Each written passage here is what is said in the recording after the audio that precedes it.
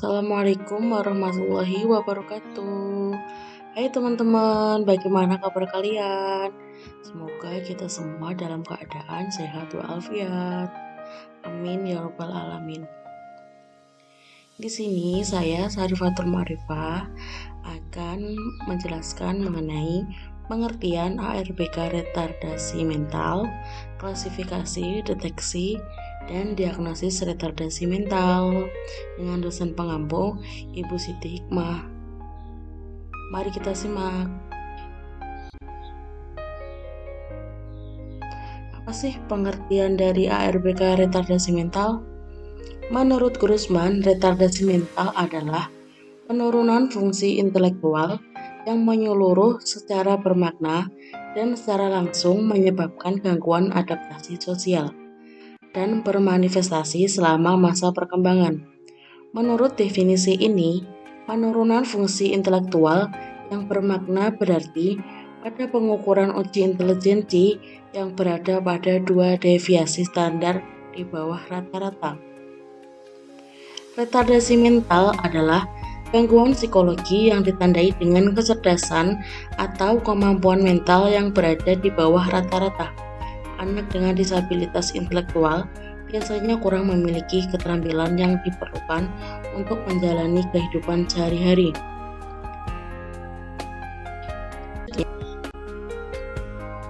Klasifikasi ARBK retardasi mental.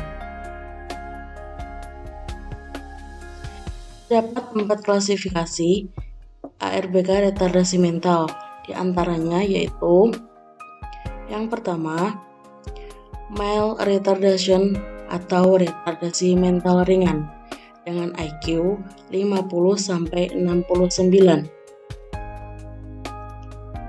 Pada mild retardation atau retardasi mental ringan dikategorikan sebagai retardasi mental dapat dididik atau educable.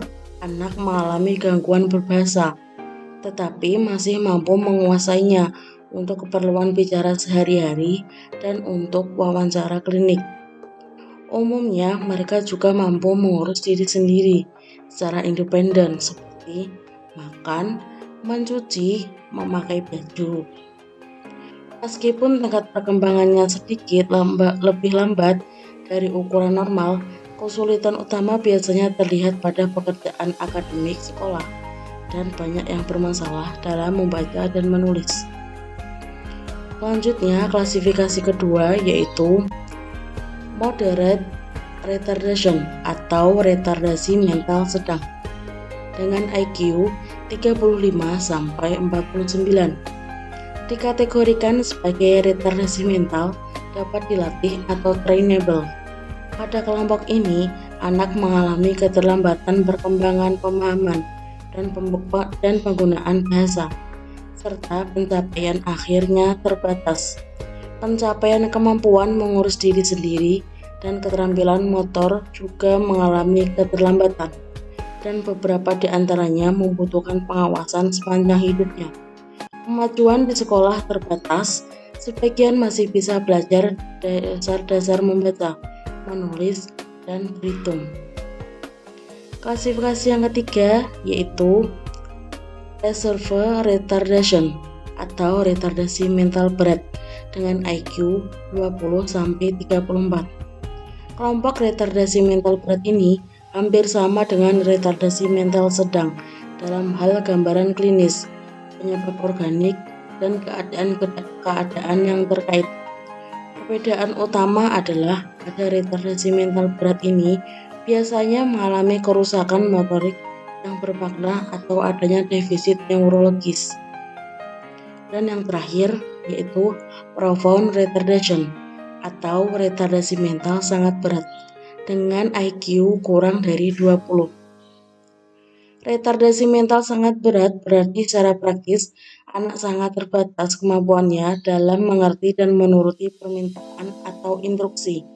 Umumnya, anak sangat terbatas dalam hal mobilitas dan hanya mampu pada bentuk komunikasi nonverbal yang sangat elementer.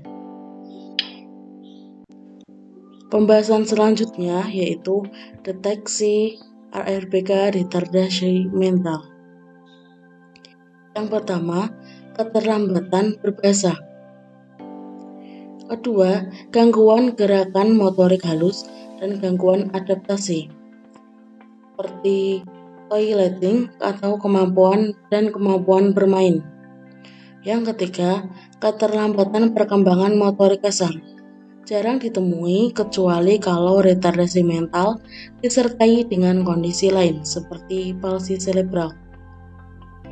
Yang keempat, gangguan perilaku antara lain agresi, menyakiti diri sendiri, deviasi perilaku, inatensi, hiperaktif, kecemasan, depresi, gangguan tidur, dan gangguan stereotipik.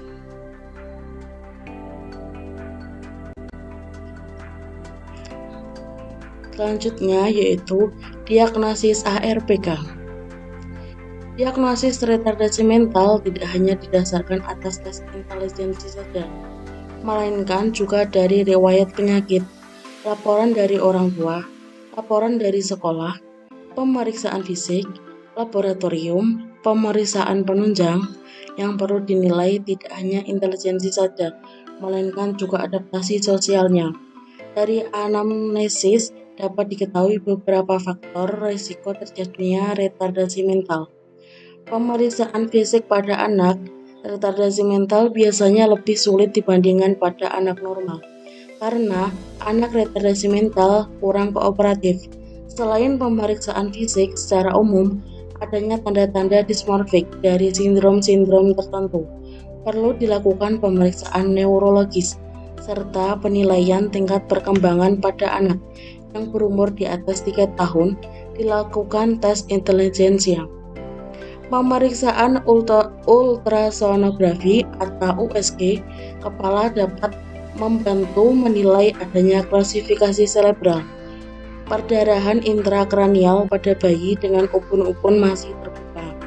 Pemeriksaan laboratorium dilakukan atas indikasi. Pemeriksaan ferriklorida dan asam aminourin dapat dilakukan sebagai screening PKU. Pemeriksaan analisis kromosom dilakukan bila dicurigai adanya kelainan kromosom yang mendasari retardasi mental tersebut. Beberapa pemeriksaan penunjang lain dapat dilakukan untuk membantu seperti pemeriksaan PIRA, CT scan, dan MRI. Kesulitan yang dihadapi adalah kalau penderita masih di bawah umur 2-3 tahun, karena kebanyakan tes psikologis ditunjukkan pada anak yang lebih besar. Pada bayi, dapat dinilai perkembangan motorik halus maupun kasar, serta perkembangan bicara dan bahasa. Biasanya penderita retardasi mental juga mengalami keterlambatan motor dan bahasa.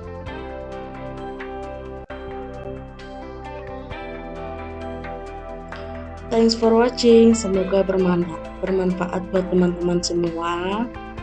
Sekian, terima kasih. Wassalamualaikum warahmatullahi wabarakatuh.